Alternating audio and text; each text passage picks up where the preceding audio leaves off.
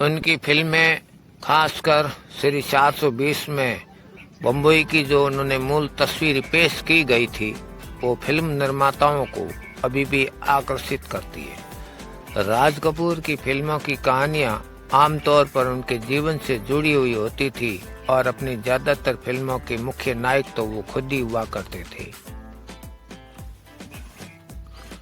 राज कपूर को भारत का फिल्म निर्माता निर्देशक में शोमैन कहा जाता था। उनकी लोकप्रियता बहुत हद तक, काफी दूर दूर तक थी।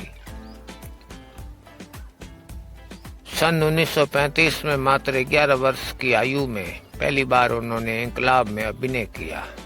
उसके बाद में उन्होंने क्लिपर बॉय का काम किया। कुछ लोगों का मानना था कि पृथ्वीराज कपूर को विश्वास ही नहीं है कि राज कपूर विशेष कार्य कर पाएगा, इसलिए उन्होंने उसे एक सहायक क्लिपर बॉय जैसे छोटे काम में लगवा दिया। परंतु पृथ्वीराज कपूर के साथ में रहने वाले और बाद के दिनों में राज कपूर के निजी सहायक और सहयोगी निर्देशक वीरेंद्र नाथ त्रिपाठी का कहना है कि पापा जी यानी कि पृथ्वीराज हमेशा कहते थे कि राज पढ़ेगा लिखेगा नहीं, पर फिल्मी दुनिया में शानदार काम करेगा। आज केदार ने उसे मेरा बेटा होने के कारण काम दिया, लेकिन एक दिन ऐसा भी होगा जब लोग राज को पृथ्वीराज का बेटा नहीं बल्कि पृथ्वीराज को राज कपूर का बाप होने के कारण में जानेंगे। उस समय के प्रसिद्ध निर्देशक केदार शर्मा ने राज कपूर के भीतर अभिनय क्षमता और लगन को पहचाना और उन्होंने राज कपूर को सन 1947 में अपनी फिल्म नील कमल में नायक की भूमिका प्रदान की। नायक के रूप में राज कपूर का फिल्मी सफर हिंदी सिनेमा की वीनस मानी जाने वाली सुप्रसिद्ध अभिनेत्री मधुबाला के साथ आरंभ हुआ। 1946-47 में प्रदर्शित केदार शर्मा के नील कमल तथा मोहन सिन्हा के निर्देशन में बनी चित्तौड़ विजय और दिल की रानी तथा 1948 में N.M. केलकर द्वारा निर्देशित अमर प्रेम में भी मधुबाला ही राज कपूर की नायिका थी।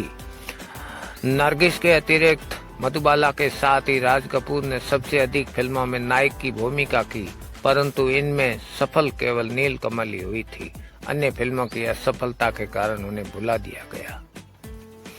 1948 में प्रदर्शित आग वो पहली फिल्म थी जिसमें अभिनेता के साथ साथ निर्माता निर्देशक के रूप में राज कपूर सामने आए।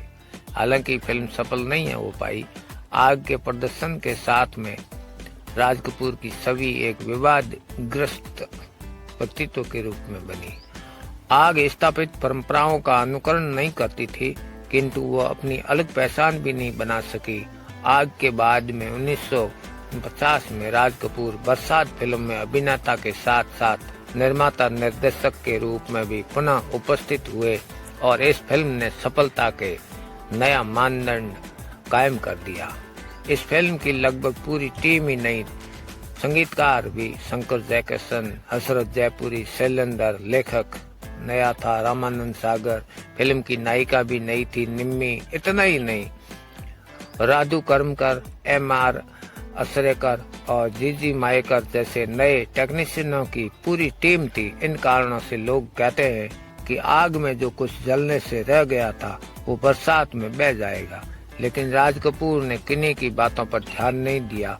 सिर्फ एक वर्ष के समय में बरसात पूरी हो गई और 1950 में बरसात के प्रदर्शन के साथ ही हिंदी सिनेमा के विस्मय का विस्फोट हुआ। शंकर जयकिशन, शैलेंद्र, हसरत जयपुरी, रामानंद सागर, निम्मी और सारे टेक्नीशियन रातों रात चोटी पर पहुंच गए।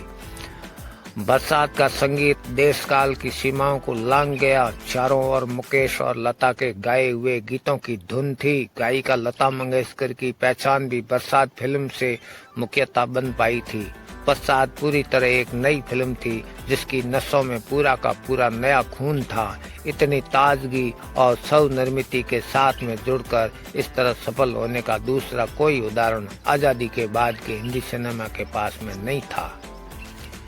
बरसात की प्रचंड सफलता के परिणाम था कि इसके अगले वर्ष अर्थात 1950 में नायक के रूप में राज कपूर की 6 फिल्में आई। राज कपूर के पूरे नायक युग में एक वर्ष में इसमें अधिक फिल्में कभी नहीं आई। इस वर्ष नरगिस के साथ में उनकी जान पहचान और कई तरह की फिल्में आई। इसके बाद तो महबूब, केदार शर्मा, नितिन बोस, विमल रॉय, महेश कोल, वी शांताराम जैसे महामहिमों के रहते नौसिखिए राज कपूर ने अपनी फिल्म आवारा से साबित कर दिया कि वह हर मोर्चे पर बड़े बड़े दिग्गजों के हौसले पस्त कर सकता है। ऐसा था एक राज कपूर। सन 1951 में प्रदर्शित आवारा हिंदी सिनेमा के इतिहास में मील का पत्थर साबित हुआ। इसने राज कपूर को नायक के रूप में नई और अलग पहचान दी। आवारा ने ही फिल्मकार के रूप में एक दृष्टिकोण दिया और आवारा ने ही उनकी फिल्मों को सामाजिक यथार्थ के धरातल पर ला खड़ा किया। सुप्रसिद्ध फिल्म समालोचक प्रहलाद अग्रवाल के शब्दों में, आवारा ने 27 साल के नौजवान को उस ऊंचाइयों पर पहुंचा दिया जहां तक पहुंचने के लिए बड़े से बड़ा कलाकार लालायित हो सकता है। आवारा ने उन्हें अंतर्राष्ट्रीय ख्याति प्रदान की, जहां तक कि वो पंडित जवाहरलाल नेहरू के बाद में सर्वाधिक लोकप्रिय व्यक्तित्व बन गया।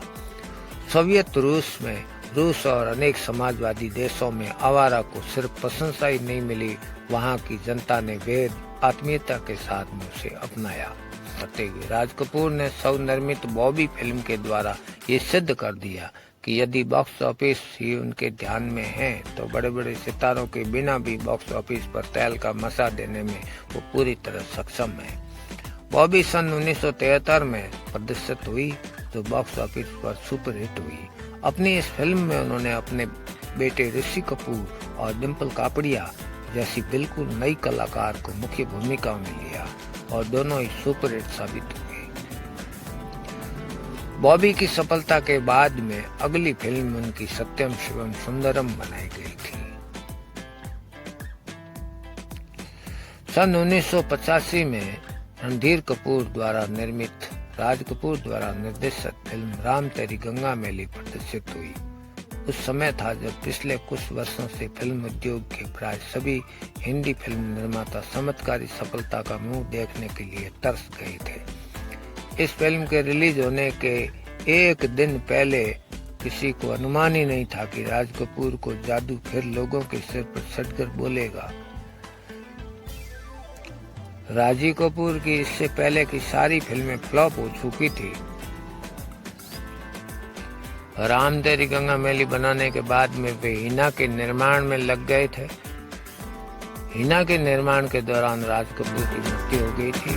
फिल्म को उन्होंने बेटे रणधीर कपूर के हाथों दे दिया और उन्होंने पूरा किया।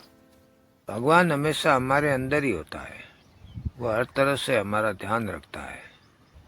हम अगर किसी की चीज को इस्तेमाल करते हैं, किसी की चीज लेते हैं, लेकिन बदले में देने के लिए हम हमेशा मुकर जाते हैं। या तो हम देते नहीं हैं या दो बार सोचते हैं। इससे हमारी आदत भी खराब होती है और भगवान भी हमसे नाराज होता है। इसलिए हमें चाहिए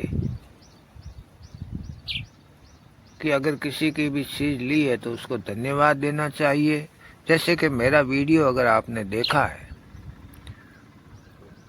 तो आपका फर्ज बनता है कि मेरे वीडियो को आप लाइक करें, और जब मैं आपसे अनुरोध करता हूं कि मेरे सब्सक्राइबर बढ़ाने में मेरा सहयोग करें तो आपको जरूर चाहिए कि उसमें मेरा सपोर्ट करना चाहिए ताकि मुझे उसका परिश्रम आपके जरिए मिल सके। धन्यवाद आपका, बहुत बहुत धन्यवाद।